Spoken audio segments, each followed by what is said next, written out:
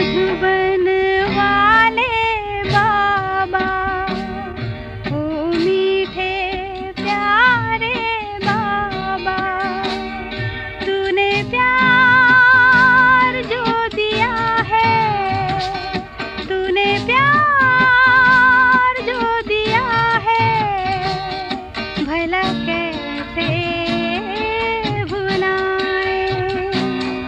ओ मधुबन वाले बाबा, ओ मीठे प्यारे बाबा।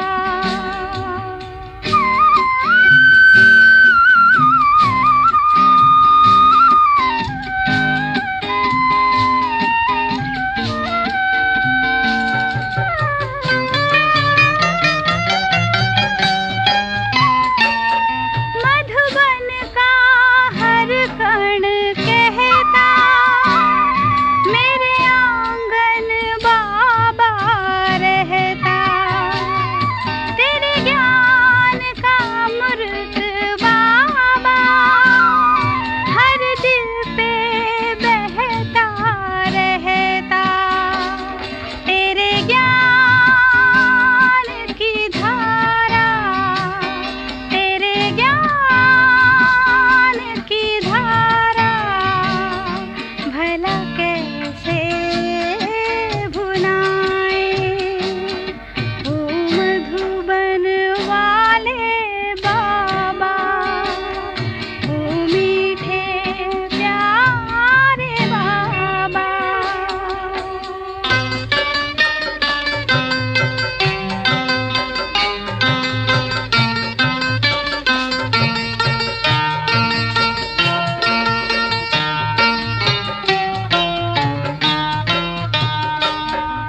वही है ये वो बगीचा, जहाँ रूहों को तूने है सींचा।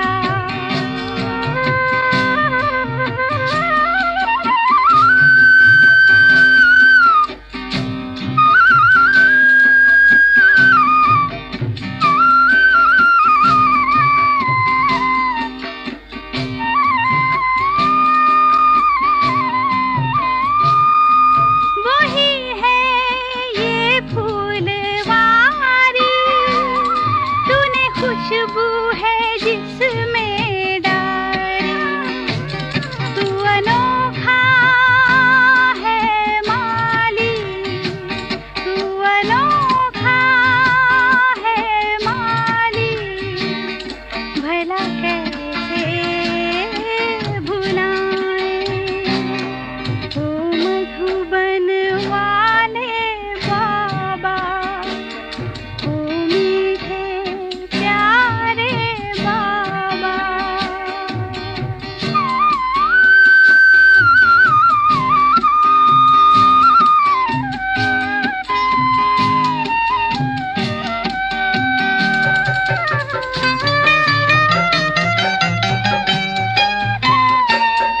बच्चों का हर एक चेहरा देता है परिचय तेरा। हर दिल पे है जादू तेरा, सब कहते हैं बाबा मेरा। तूने नाता ऐसा जोड़ा, तूने नाता ऐसा जोड़ा, भला कैसे भुलाएं।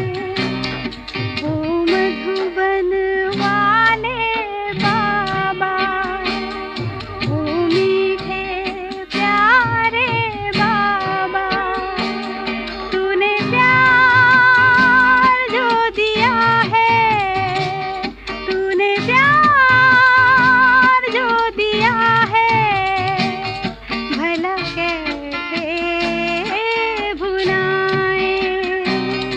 ओ मधुबन वाले बाबा, ओ मीठे प्यारे बाबा। ओम शांति। 13 नवंबर 2024। प्यारे बाप दादा की मधुर महावाक्य। मीठे बच्चे, सभी को पहले पहले अलिफ का पाठ पक्का कराओ। आप आत्मा भाई भाई हैं। प्रश्न, किस एक बात में श्रीमत मनुष्य मत के बिल्कुल ही विपरीत है? उत्तर, मनुष्य मत कहती है हम मोक्ष में चले जाएंगे। श्रीमत कहती है यह ड्रामा अनादि अविनाशी है। मोक्ष किसी को मिल नहीं सकता। भल कोई कहे यह पार्ट बजाना हमको पसंद नहीं, परंतु इसमें कुछ भी कर नहीं सकते। पार्ट बजाने आना ही है। श्रीमत ही तुम्हें श्रेष्ठ बनाती है। मनुष्य मत तो अनेक प्रकार की है। ओम शांति। अभी ये तो बच्चे जानते हैं कि हम बाबा के सामने बैठे हैं। बाप भी जानते हैं बच्चे हमारे सामने बैठे हैं। ये भी तुम बच्चे जानते हो। बाप हमें शिक्षा देते हैं जो फिर औरों को देनी है। पहले पहले तो बाप का ही परिचय देना है, क्योंकि सभी बाप को और बाप की शिक्षा को भूले हुए हैं। अभी जो बाप पढ़ाते हैं ये पढ़ाई फिर 5000 वर्ष बाद मिलेगी। ये ज्ञान और कोई को है नहीं। मुख्य हुआ बाप का परिचय, फिर ये सब समझाना है। हम सब भाई भाई हैं। सारी दुनिया की जो सभी आत्माएं हैं सब आपस में भाई भाई हैं। सभी अपना मिला हुआ पार्ट इस शरीर द्वारा बजाते हैं। अभी तो बाप आए हैं नई दुनिया में ले जाने के लिए, जिसको स्वर्ग कहा जाता है। परंतु अभी हम सब भाई पतित हैं, एक भी पावन नहीं। सभी पतितों को पावन बनाने वाला एक ही बाप है। यह है ही पतित विकारी रावण की दुनिया। रावण का अर्थ ही है 5 विकार स्त्री में, 5 विकार पुरुष में। बाप बहुत सिंपल रीति समझाते हैं। तुम भी ऐसे समझा सकते हो। तो पहले पहले ये समझाओ कि हम आत्माओं का वो बाप है। सभी ब्रदर्स हैं। पूछो ये ठीक है? लिखो हम सब भाई भाई हैं। हमारा बाप भी एक है। हम सब सोल्स का वो है सुप्रीम सोल। उनको फादर कहा जाता है। ये पक्का बुद्धि में बिठाओ तो सर्वव्यापी आदि की किचड़ा पट्टी निकल जाए। अलिफ पहले पढ़ाना है। बोलो ये पहले अच्छी रीति बैठ लिखो। आगे सर्वव्यापी कहता था, अब समझता हूँ सर्वव्यापी नहीं है। हम सब भाई भाई हैं। सब आत्माएं कहती हैं गॉड फादर, परमपिता परमात्मा अल्लाह। पहले तो ये निश्चय बिठाना है कि हम आत्मा हैं, परमात्मा नहीं है। न हमारे में परमात्मा व्यापक है, सभी में आत्मा व्यापक है। आत्मा शरीर के आधार से पार्ट बजाती है, ये पक्का कराओ। अच्छा, फिर वो बाप सृष्टि चक्र के आदि मध्य अंत का ज्ञान सुनाते हैं। बाप ही टीचर के रूप में बैठ समझाते हैं। लाखों वर्ष की तो बात नहीं। यह चक्र अनादि बना बनाया है। इक्वल कैसे है इसको जानना पड़े। सतयुग त्रेता पास्ट हुआ, नोट करो। उनको कहा जाता है स्वर्ग और सेमी स्वर्ग। वहाँ देवी देवताओं का राज्य चलता है। सतयुग में है 16 कला, त्रेता में है 14 कला। सतयुग का प्रभाव बहुत भारी है। नाम ही है स्वर्ग, हेवन। नई दुनिया सतयुग को कहा जाता है। उसकी ही महिमा करनी है। नई दुनिया में है ही एक आदि सनातन देवी देवता धर्म। चित्र भी तुम्हारे पास है निश्चय कराने के लिए। ये सृष्टि का चक्र फिरता रहता है। इस कल्प की आयु ही 5000 वर्ष है। अब सूर्यवंशी चंद्रवंशी तो बुद्धि में बैठा। विष्णुपुरी ही बदल राम सीतापुरी बनती है। उनकी भी डिनायस्टी चलती है ना। 2 युग पास्ट हुए फिर आता है द्वापर युग, रावण का राज्य। देवताएं वाम मार्ग में चले जाते हैं तो विकार का सिस्टम बन जाता है। सतयुग त्रेता में सभी निर्विकारी रहते हैं। एक आदि सनातन देवी देवता धर्म रहता है। चित्र भी दिखाना है, ओरली भी समझाना है। बाप हमको टीचर होकर ऐसे पढ़ाते हैं। बाप अपना परिचय खुद ही आकर देते हैं। खुद कहते हैं, मैं आता हूँ पतितों को पावन बनाने के लिए, तो मुझे शरीर जरूर चाहिए, नहीं तो बात कैसे करूँ। मैं चैतन्य हूँ, सत हूँ और अमर हूँ। सतो रजो तमो में आत्मा आती है। आत्मा ही पतित, आत्मा ही पावन बनती है।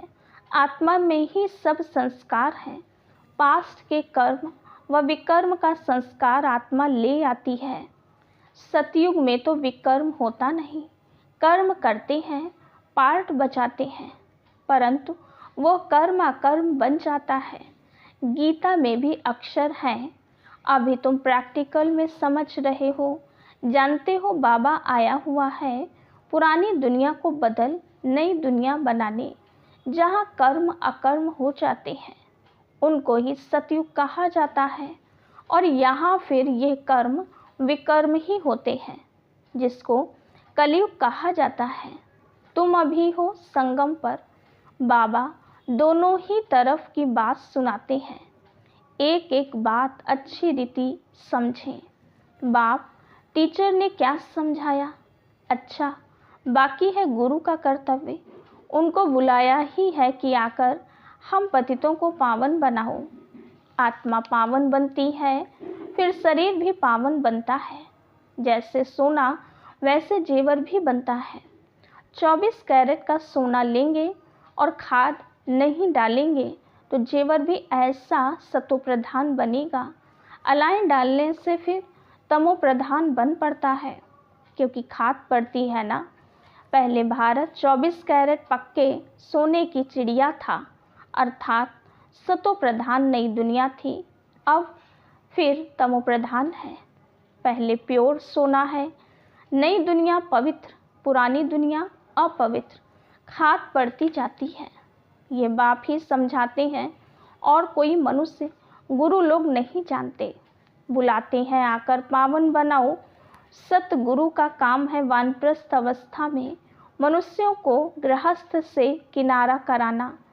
तो ये सारी नॉलेज ड्रामा प्लान अनुसार बाप ही आकर देते हैं। वो है मनुष्य सृष्टि का बीज रूप। वही सारे वृक्ष की नॉलेज समझाते हैं। शिव बाबा का नाम सदैव शिव ही है। बाकी आत्माएं सब आती हैं पार्ट बजाने, तो भिन्न भिन्न नाम धराती हैं। बाप को बुलाते हैं परंतु उन्हें जानते नहीं। वो कैसे भाग्यशाली रथ में आते हैं तुमको पावन दुनिया में ले जाने। तो बाप समझाते हैं, मैं उनके तन में आता हूँ जो बहुत जन्मों के अंत में है। पूरा 84 जन्म लेते हैं। राजाओं का राजा बनाने के लिए इस भाग्यशाली रथ में प्रवेश करना होता है। पहले नंबर में है श्री कृष्ण, वो है नई दुनिया का मालिक। फिर वही नीचे उतरते हैं, सूर्यवंशी, चंद्रवंशी, फिर वैश्य, शूद्रवंशी, फिर ब्रह्मावंशी बनते हैं। गोल्डन से सिल्वर, फिर तुम आयरन से गोल्डन बन रहे हो। बाप कहते हैं, मुझे एक अपने बाप को याद करो जिसमें मैंने प्रवेश किया है। इनकी आत्मा में तो जरा भी ये नॉलेज नहीं थी। इनमें मैं प्रवेश करता हूँ, इसलिए इनको भाग्यशाली रथ कहा जाता है। खुद कहते हैं, मैं इनके बहुत जन्मों के अंत में आता हूँ। गीता में अक्षर एक्यूरेट हैं। गीता को ही सर्वशास्त्र में शिरोमणि कहा जाता है। इस संगम युग पर ही बाप आकर ब्राह्मण कुल और देवी देवता कुल की स्थापना करते हैं। औरों का तो सबको मालूम है ही, इनका कोई को पता नहीं है। बहुत जन्मों के अंत में अर्थात संगम युग पर ही बाप आते हैं। बाप कहते हैं, मैं बीज रूप हूँ। श्री कृष्ण तो है ही सतयुग का रहवासी, उनको दूसरी जगह तो कोई देख ना सके। पुनर्जन्म में तो नाम रूप देश काल सब बदल जाता है। पहले छोटा बच्चा सुंदर होता है, फिर बड़ा होता है, फिर वो शरीर छोड़ दूसरा छोटा लेता है। ये बना बनाया खेल है, ड्रामा के अंदर फिक्स है। दूसरे शरीर में तो उनको श्री कृष्ण नहीं कहेंगे, उस दूसरे शरीर पर नाम आदि फिर दूसरा पड़ेगा। समय, फीचर्स, तिथि, तारीख आदि सब बदल जाता है। वर्ल्ड की हिस्ट्री, ज्योग्राफी हूबहू रिपीट कहा जाता है, तो ये ड्रामा रिपीट होता रहता है। सतो रजो तमो में आना ही है। सृष्टि का नाम, युग का नाम सब बदलते जाते हैं। अभी ये है संगम युग, मैं आता ही हूँ संगम पर, ये हमको अंदर में पक्का करना है। बाप, हमारा बाप टीचर गुरु है, जो फिर सतो प्रधान बनने की युक्ति बहुत अच्छी बताते हैं। गीता में भी है, देह सहित देह के सब धर्म छोड़ अपने को आत्मा समझो। वापस अपने घर जरूर जाना है। भक्ति मार्ग में कितनी मेहनत करते हैं भगवान पास जाने के लिए, वो है मुक्ति धाम। कर्म से मुक्त हम इन कारपोरियल दुनिया में जाकर बैठते हैं। पार्टधारी घर गया तो पार्ट से मुक्त हुआ। सब चाहते हैं हम मुक्ति पावें, परंतु मुक्ति तो किसको मिल ना सके। ये ड्रामा अनादि अविनाशी है।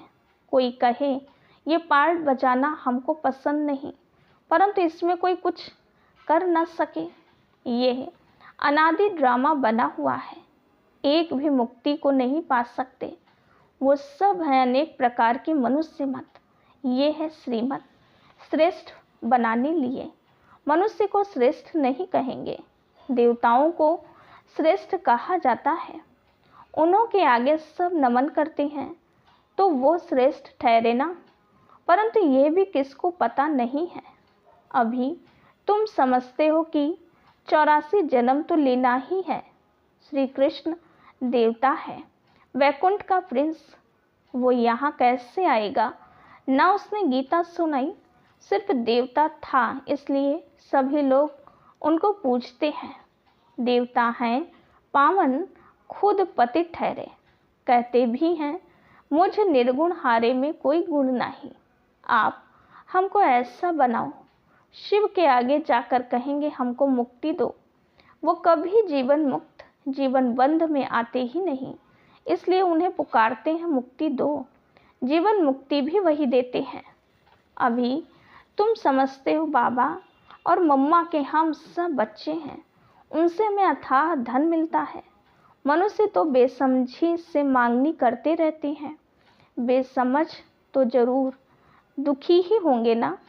अथाह दुख भोगने पड़ते हैं, तो ये सब बातें बच्चों को बुद्धि में रखनी है। एक बेहद के बाप को ना जानने कारण कितना आपस में लड़ते रहते हैं, आर्फन बन पड़े हैं। वो होते हैं हद के आर्फन्स, ये हैं बेहद के आर्फन्स। बाप नई दुनिया स्थापन करते हैं। अभी है ही पतित आत्माओं की पतित दुनिया।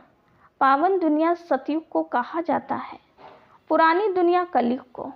तो बुद्धि में ये सब बातें हैं ना। पुरानी दुनिया का विनाश हो जाएगा, फिर नई दुनिया में ट्रांसफ़र हो जाएंगे। अभी हम टेम्परेरी संगम युग पर खड़े हैं। पुरानी दुनिया से नई बन रही है, नई दुनिया का भी पता है। तुम्हारी बुद्धि अब नई दुनिया में जानी चाहिए। उठते बैठते यही बुद्धि में रहे कि हम पढ़ाई पढ़ रहे हैं, बाप हमको पढ़ाते हैं। स्टूडेंट को ये याद रहना चाहिए, फिर भी वो याद नंबरवार पुरुषार्थ अनुसार रहती है। बाप भी नंबरवार पुरुषार्थ अनुसार याद प्यार देती हैं। अच्छा पढ़ने वाले को टीचर जरूर प्यार जास्ती करेंगे, कितना अंतर पड़ जाता है। अब बाप तो समझाते रहते हैं, बच्चों को धारणा करनी है, एक बाप के सिवाय और कोई तरफ बुद्धि ना जाए। बाप को याद नहीं करेंगे तो पाप कैसे कटेंगे। माया घड़ी घड़ी तुम्हारा बुद्धि युग तोड़ देगी। माया बहुत धोखा देती है। बाबा मिसाल देते हैं, भक्ति मार्ग में हम लक्ष्मी की बहुत पूजा करते थे। चित्र में देखा लक्ष्मी पांव दबा रही है तो उसे मुक्त करा दिया। उनकी याद में बैठते। जब बुद्धि इधर उधर जाती थी तो अपने को थप्पड़ मारते थे। बुद्धि और तरफ क्यों जाती है? आखिरी दिन विनाश भी देखा, स्थापना भी देखी। साक्षात्कार की आस पूरी हुई। समझा अब ये नई दुनिया आती है, हम ये बनेंगे। बाकी ये पुरानी दुनिया तो विनाश हो जाएगी। पक्का निश्चय हो गया। अपनी राजधानी का भी साक्षात्कार हुआ तो बाकी इस रावण के राज्य को क्या करेंगे, जबकि स्वर्ग की राजाई मिलती है। ये हुई ईश्वरीय बुद्धि। ईश्वर ने प्रवेश कर ये बुद्धि चलाई। ज्ञान कलश तो माताओं को मिलता है तो माताओं को ही सब कुछ दे दिया। तुम कारोबार संभालो, सबको सिखलाओ। सिखलाते सिखलाते यहाँ तक आ गए। एक दो को सुनाते सुनाते देखो अब कितने हो गए हैं। आत्मा पवित्र होती जाती है। फिर आत्मा को शरीर भी पवित्र चाहिए। समझते भी हैं फिर भी माया भुला देती है। तुम कहते हो 7 रोज पढ़ो तो कहते हैं कल आएंगे। दूसरे दिन माया खलास कर देती है, आते ही नहीं। भगवान पढ़ाते हैं तो भगवान से नहीं आकर पढ़ते हैं। कहते भी हैं हाँ जरूर आएंगे, परंतु माया उड़ा देती है, रेगुलर होने नहीं देती है। जिन्होंने कल पहले पुरुषार्थ किया वो जरूर करेंगे और कोई हट्टी है नहीं। तुम पुरुषार्थ बहुत करते हो, बड़े बड़े म्यूजियम बनाते हो। जिन्होंने कल पहले समझा है वही समझेंगे। विनाश होना है, स्थापना भी होती जाती है। आत्मा पढ़कर फर्स्ट क्लास सरी लेगी। हम एम ऑब्जेक्ट ये है ना, ये याद क्यों नहीं पड़ना चाहिए? अभी हम नई दुनिया में जाते हैं अपने पुरुषार्थ अनुसार। अच्छा, मीठे मीठे सिक्के लिधे बच्चों प्रति माता पिता बाप दादा का याद प्यार और गुड मॉर्निंग। रूहानी बाप की रूहानी बच्चों को नमस्ते। हम रूहानी बच्चों की रूहानी बाप दादा को याद प्यार, गुड मॉर्निंग और नमस्ते। धारणा के लिए मुख्य सार। पहली पॉइंट, बुद्धि में सदा याद रहे कि अभी हम थोड़े समय के लिए संगम युग में बैठे हैं। पुरानी दुनिया विनाश होगी तो हम नई दुनिया में ट्रांसफ़र हो जाएंगे, इसलिए इससे बुद्धि योग निकाल देना है। दूसरी पॉइंट, सभी आत्माओं को बाप का परिचय दे कर्म अकर्म विकर्म की गुह्य गति सुनानी है। पहले अलिफ का ही पाठ पक्का कराना है। वरदान, श्रेष्ठ प्राप्तियों के प्रत्यक्ष फल द्वारा सदा खुशहाल रहने वाले एवर हेल्दी भव। संगम युग पर अभी अभी किया और अभी अभी श्रेष्ठ प्राप्ति की अनुभूति हुई, यही है प्रत्यक्ष फल। सबसे श्रेष्ठ फल है समीपता का अनुभव होना। आजकल साकार दुनिया में कहते हैं कि फल खाओ तो तंदुरुस्त रहेंगे।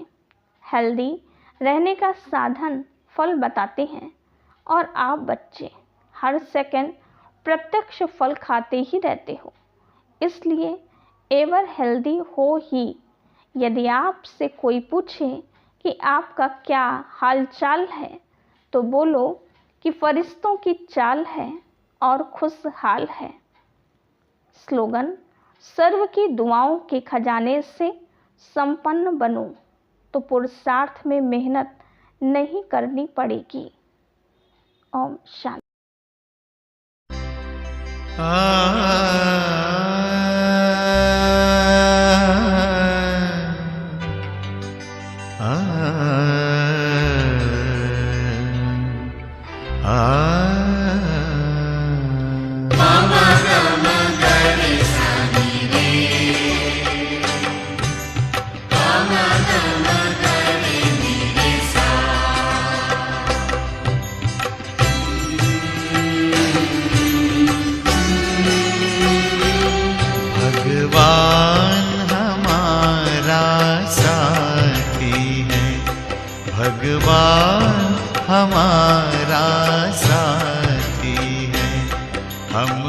उनके संग संग रहते हैं, वो अपने संग संग रहते हैं। जैसे दीपक में बाती है, भगवान हमारा साथी है।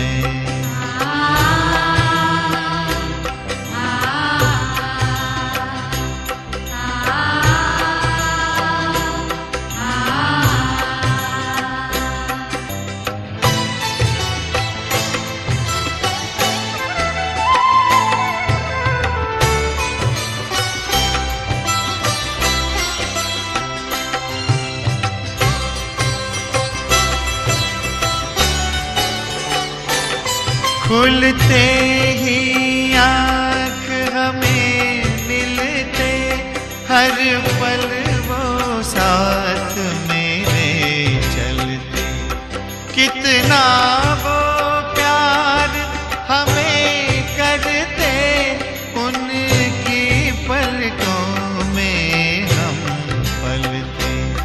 हम खुश नसीब उनको पाकर, हम खुश नसीब उनको पाकर, जिंदगी हमारी गाती है।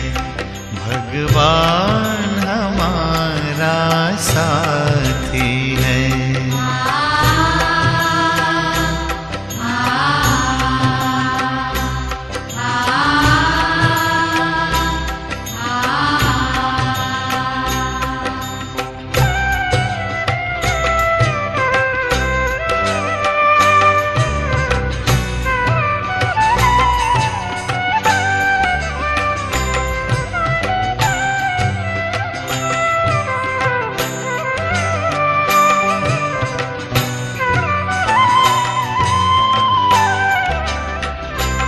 इतना दुलार माँ की ममता, हम प्यार पिता का पाते हैं। शिक्षा देते, रक्षा करते, अपना सर्वस्व लुटाते हैं।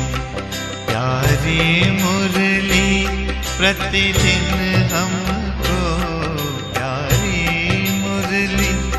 प्रतिदिन हमको आती प्रभु प्रेम की पाती है।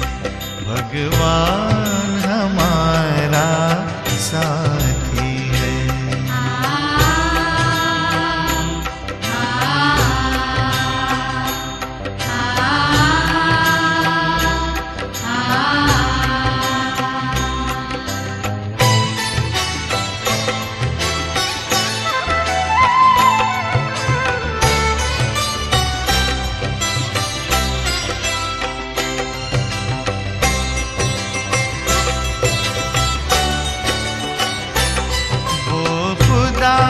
दोस्त है खिदमत में, हाजिर है हजार भुजाओं से। अपनी किस्मत के क्या कहने, सिर पर है हाथ दुआओं के। ऐसा साथी किसका होगा, ऐसा साथी किसका होगा, ये सोच आँख भर आती है। भगवान हमारा साथी है।